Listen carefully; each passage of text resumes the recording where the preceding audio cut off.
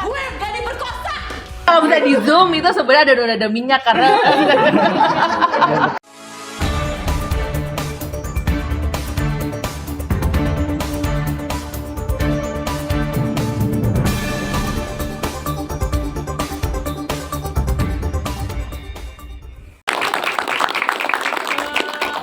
film ini dibuat sebagai usaha kami untuk mengurangi angka kekerasan.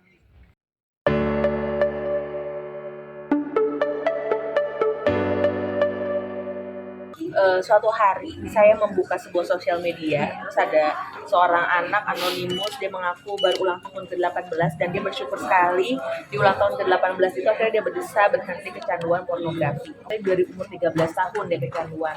Saya buka kolom komentarnya, ternyata ada banyak sekali para pengguna sosial media itu yang bilang kalau dia juga kecanduan dan bingung bagaimana cara menyelesaikannya gitu, berhenti. Dan akhirnya setelah saya riset, ternyata orang kecanduan itu tuh bukan karena mereka jahat atau mereka nakal, tapi melainkan ada yang kosong di hati mereka. Nah dari situ akhirnya muncullah kisah Lisa dan Sarah ini. Dimulai dari rasa ingin tahu bagaimana kita kenapa sih ada orang yang kecanduan, kenapa sih orang bisa jadi korban atau dikorbankan gitu. Nah kalau misalnya kita tuh kita lebih mudah kalau kita lebih mudah menghakimi, kita lebih mudah ngejudge ketika ada masalah, kita merasa lebih baik meng-cancel manusia dibanding memperbaiki sebuah sistem, kita akan jalan di tempat. Dan karena itulah film ini dimulai.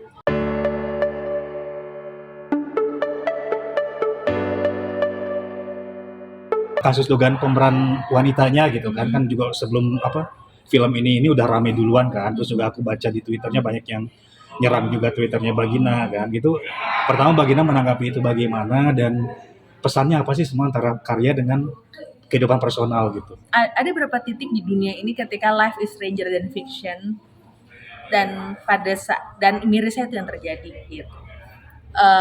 Tapi yang jelas kalau orang nonton like and share, dia akan punya pemahaman lebih proporsional terhadap kasus itu, bahwa apa yang ada di kita lihat belum tentu yang sebenarnya. Justru film ini emang dibuat idenya untuk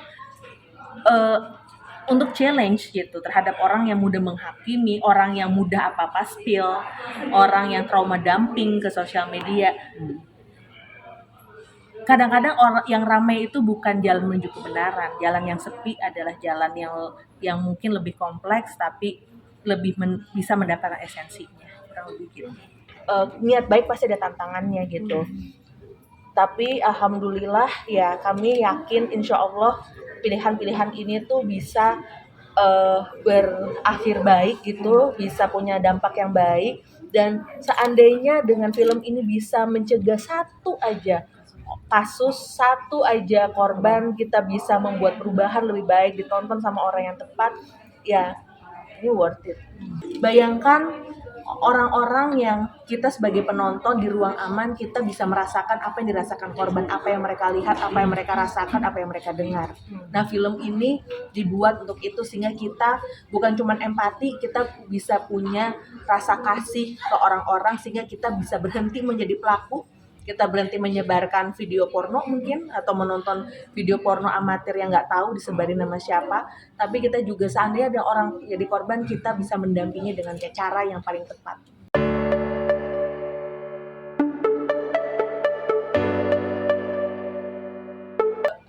Pas selesai nulis, saya gugup, ini siapa yang mau mainin nih? Kayak ada nggak ya? Dan akhirnya memang yang paling nggak disangka adalah karakter Lisa sama Sarah tuh langsung banget ketemu. Pokoknya saya ngeliat castingnya Aurora Ribeiro, langsung oke, pokoknya Aurora yang main gitu. Kemudian ngeliat castingnya Arawinda, dia 3 kali di cast dan dia kerja keras bersama Aurora untuk pairing. Awalnya Aurora adalah Sarah dan Arawinda adalah Lisa, tapi kemudian dibalik karena sparks dari dalam energinya tuh lebih cocok masing-masing. Kemudian mencari karakter ibu juga alhamdulillah langsung ngeklik nih gitu, langsung pas ketemu langsung jatuh cinta gitu. Nah tapi yang paling susah adalah karakter Vita.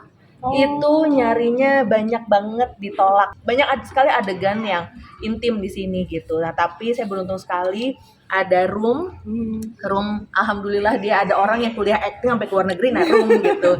Nah di sana diajarin bagaimana sih membuat koreografi, saling meminta izin, mengerjakan sesuatu adegan-adegan ini dengan aman dan penuh rasa hormat gitu. Jadi mungkin adegannya tegang di layar, tapi sebenarnya setelah itu cut, berhenti, kita ketawa-tawa, tenang lagi, kita tahu harus mengerjakan apa. Jadi kita mengerjakan setiap adegan intim dalam film ini seperti kita mengerjakan adegan action. Ada storyboardnya, ada video boardnya, ada stuntman-nya di awal gitu. Sampai akhirnya para aktornya siap untuk melakukannya sendiri. Kita pertama kali ketemu tuh langsung klik soalnya.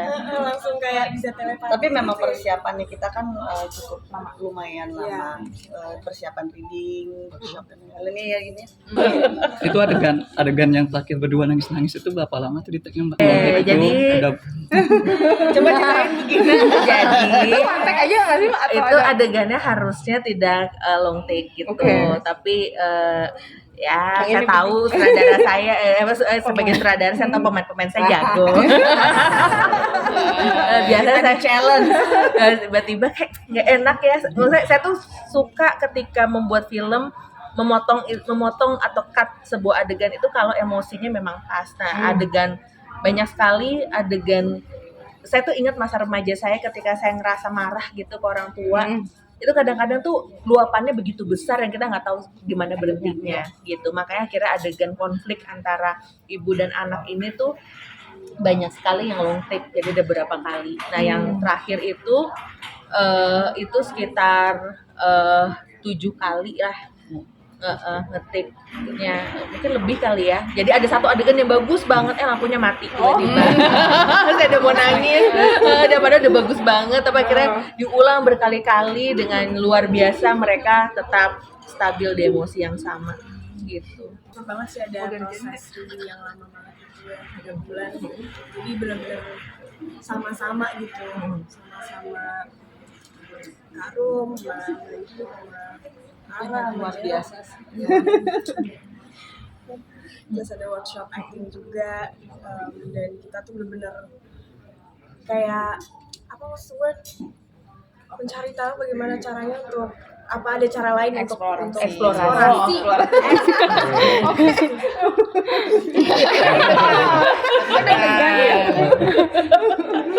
Kalau chemistry sama Arawinda gimana? Sebelumnya udah pernah kenal atau kenal ya, Oke, cuman dekatnya mungkin deh karena tapi ya belum terlalu suka main bareng gitu.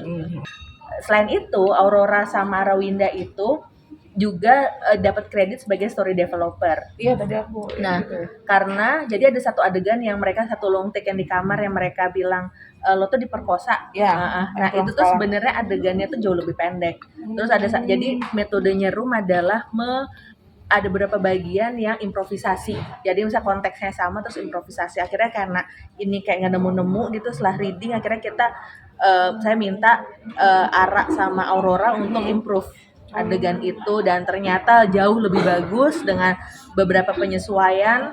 Terus di hari H kayak long take lucu nih gitu. Terus lucu, capek. Nolong sih buat pemain. Iya. Dan akhirnya adegan yang mereka perankan itu improvisasinya digunakan. Berarti lempar donatnya itu improve. Jadi improvisasi, dan kita cuma punya 2 baju seragam, jadi kita latihan dulu. Oke, lempar gitu. Yang pakai astradanya, oh ternyata oke, nyuci berapa menit? 5 menit. Oke gitu. Jadi kita timing cuman punya 2 baju, terus kemudian syuting juga mepet hari itu, dan berapa waktu nyuci sampai itu noda hilang. Terus di hair dryer gitu, semua dihitung timingnya. Kalau bisa di zoom itu sebenarnya ada minyak karena donatnya sih ini ya tidak terbatas, bajunya terbatas. Lempar tuh kayak seberapa banyak nih. Berarti tadi rasio yang dipakai tuh nggak 10 kayak 16 Enggak. 9 gitu. 3:2 itu ya? Ya 3:2, betul. Itu ada alasan tertentu nggak kenapa pakai rasio? Ketika kita bicara soal remaja, khususnya di film Like and Share ini, kita bicara soal kebaruan, dan satu sisi kita juga bicara bahwa anak-anak ini merdeka hidupnya, sepertinya merdeka, tapi satu sisi mereka tuh terjebak. Dan saya tuh pengen penonton itu tuh punya perasaan dualisme itu sepanjang nonton filmnya. Nah, dengan 3:2 ini saya berharap penonton bisa mendapatkan ketegangan secara visual yang dihadapi anak-anak ini. Kita tahu mereka secara set hidup di mana, lingkungannya seperti apa, tapi kita tahu bahwa dunia mereka juga terbatas sebenarnya. Sampai di akhir mungkin mereka punya kebebasannya dengan definisi mereka sendiri dengan masalah ini. Setelah bicara dengan DOP-nya, Deska Binarso, akhirnya diputuskanlah kita pakai 3:2. Walaupun takut nggak disetujuin, awalnya kita pakai 1:85 gitu. Ya, alhamdulillah saya bareng Star Vision, saya sama Wahana Kreator juga gitu ya. Ini sinergi yang alhamdulillah fruitful sih, meaningful.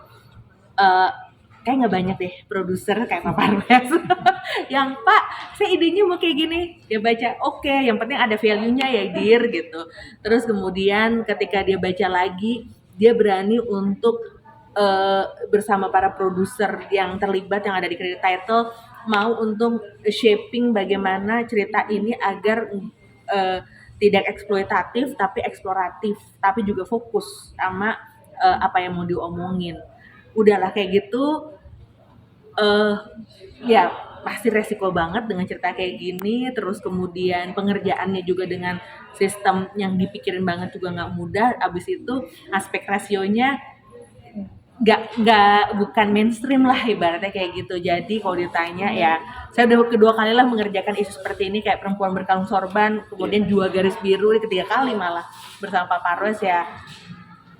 Wahana Kreator dan Star Vision ya cocok lah value-nya di Kalau hal perempuan itu. saya masih selalu ngomong ke teman-teman itu tetap film terbaik tentang perempuan. Maksudnya emang keren banget lah itu. Iya. Gak nyangka lah.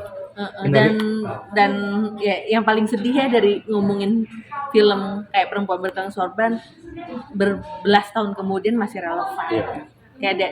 Kayak sedih sih sebenarnya karena kebanyakan isunya mandek gitu. Nah,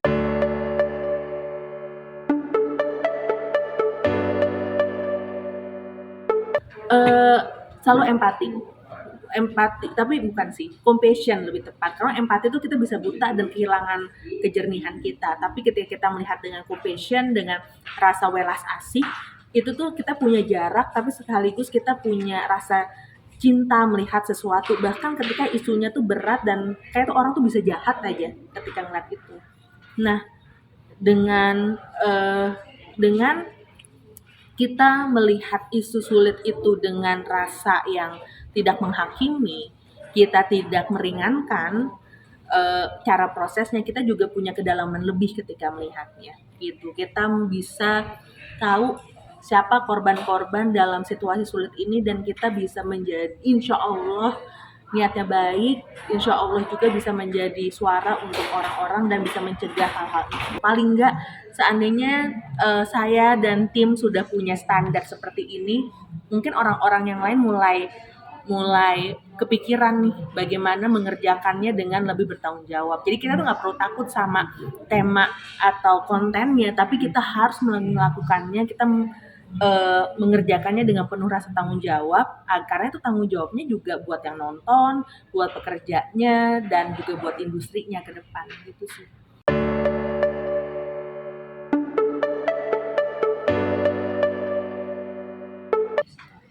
Bagi orang tuanya semoga nggak ada Lisa dan Sarah lainnya Dan Vita dan Devan.